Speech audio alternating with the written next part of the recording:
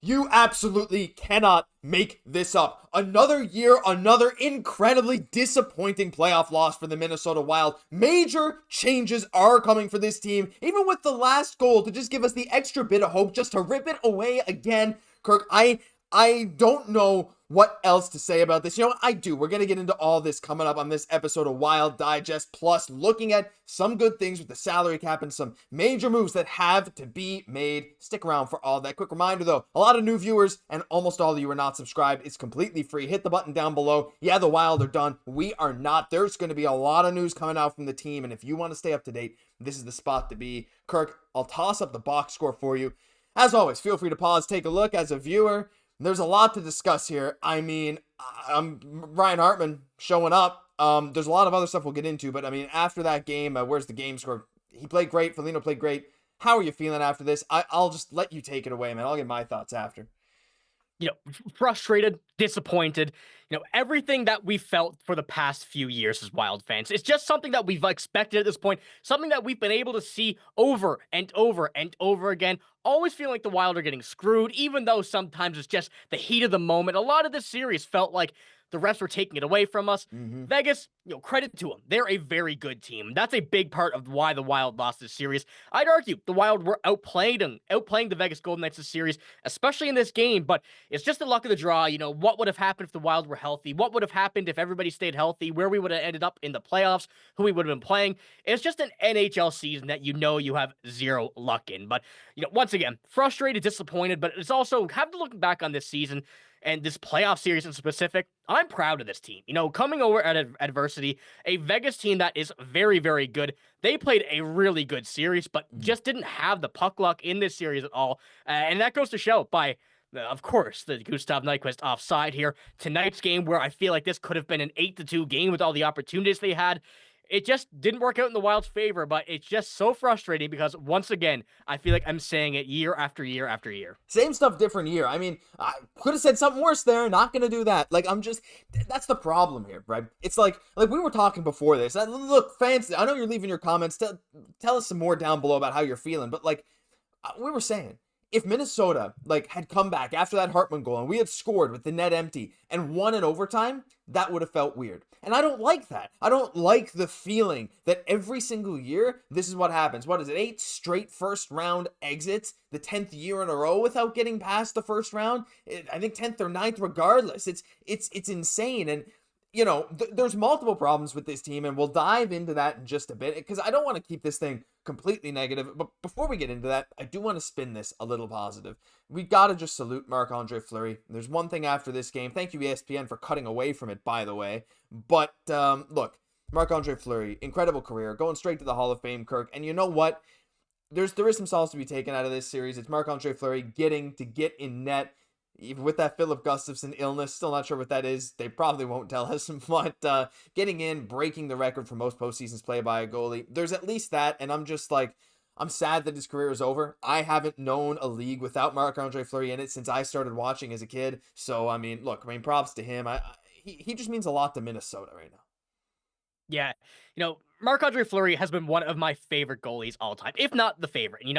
Watching him play with Vegas, with Chicago, with Pittsburgh, winning those 3 cups, the memory is still ingrained, burned into my mind of that save against Nick Lidstrom to win the Stanley Cup.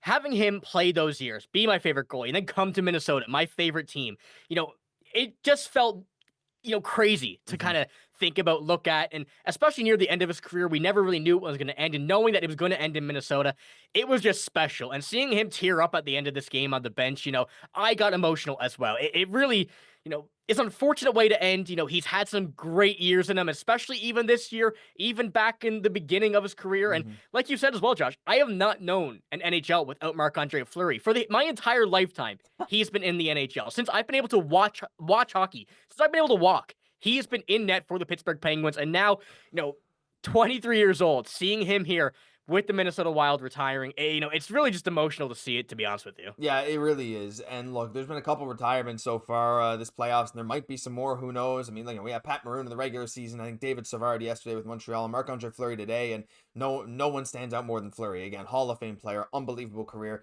Leave your salutes to Math down below. Leave some flower emojis. We'd love to see that. Kirk, look, I think I don't want to talk about the game anymore. I think I'm just going to get depressed. I don't want to show Nyquist play anymore. You know what? I will one more time.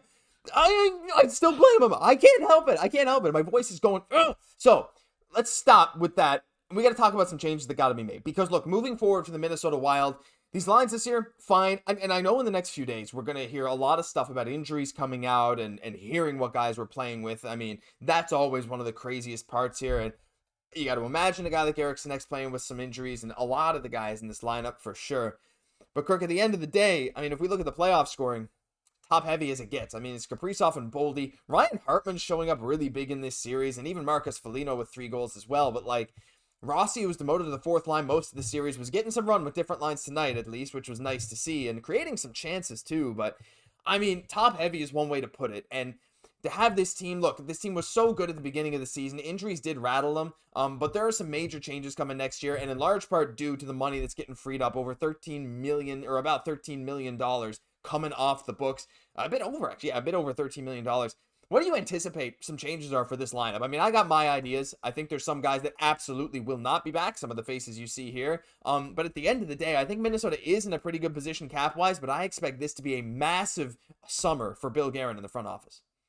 Yeah, I expect some, a lot more, I should say, rather than just some, a lot more depth scoring offensive forwards. You know, we saw, as you mentioned, the top heavy offense that they had in these playoffs with Boldy, Kaprizov. Eriksson Ek was not there really in that list, as you mentioned. I think he's going to be riddled with injuries, and I expect when that comes out, you know, he's going to be injured majority of the season. So I think that's a big excuse there. But the top 2 lines were very heavy loaded by the Vegas defense. They were shut down quick, and by the time you get down to Nyquist, Gaudreau, Johansson, that is that's an okay line. But when it comes to playoffs, they need to be a lot better than what they were, especially Gustav Nyquist, who, it was just unfortunate, as Marcus Foligno says. Everybody goes off sides, and it's just happened to be an unfortunate timing. But when you get down to the Trent and Rossi Brazeau line as well, Rossi you expect to move up. Ryan Hartman you could maybe even move to the wing.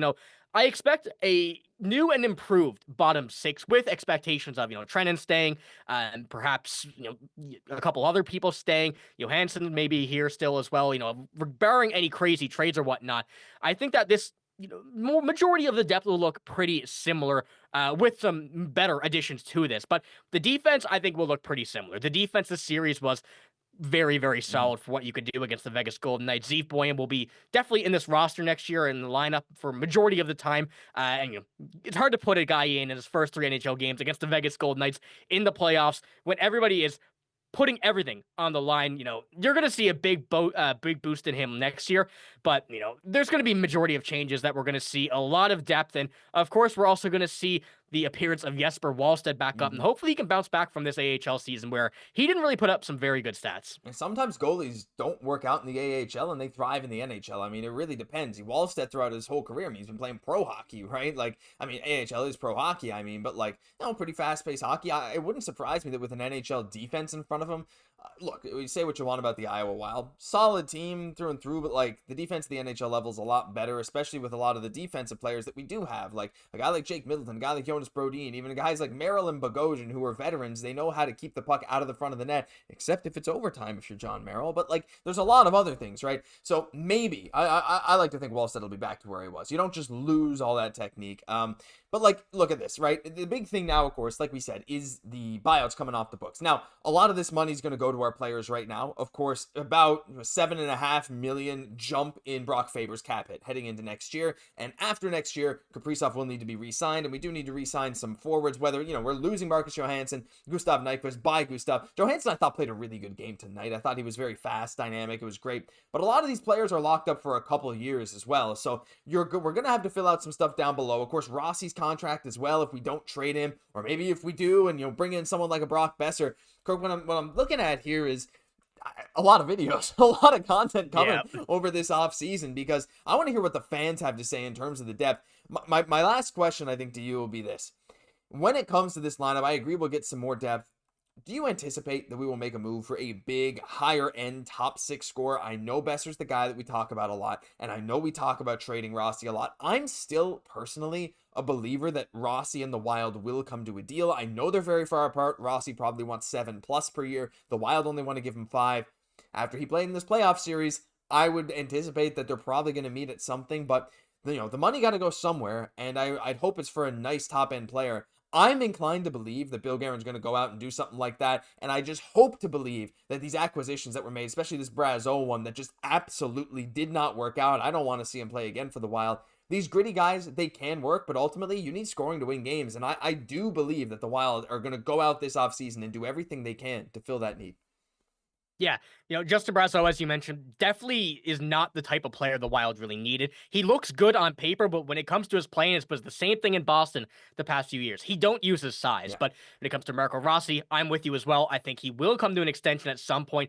I think the Wild would genuinely be crazy not to. Yeah. What we saw from him in the 82-game regular season, only him and Boldy played all 82 games, seeing what he did in the playoffs, even though he was on the fourth line, he's deserving of a contract. He is going to be definitely in this roster for a long time, or at least he should be. But when it comes to some more additions to this team, whether it's a trade, whether it's a signing, I do think there's one name that really shines, local boy Brock Boeser. And, as there's a lot of people saying yes, a lot of people saying no. I don't really think that we'll have anybody come to a 100% agreement on him. But what we saw from him with this Vancouver team this year, what we've been able to see the past few years, he took a big step up from where he was the past few seasons. And, he was down for the past few seasons. Well, quite a few injuries from him. He's not the most healthy player in his career, but when you put him on Minnesota Wild team, when you put him in a situation where you're playing with some playmakers, when you're playing with people who know how to play with just about anybody, Brock Boeser would really shine in this lineup. And bearing anything crazy, if Mitch Marner somehow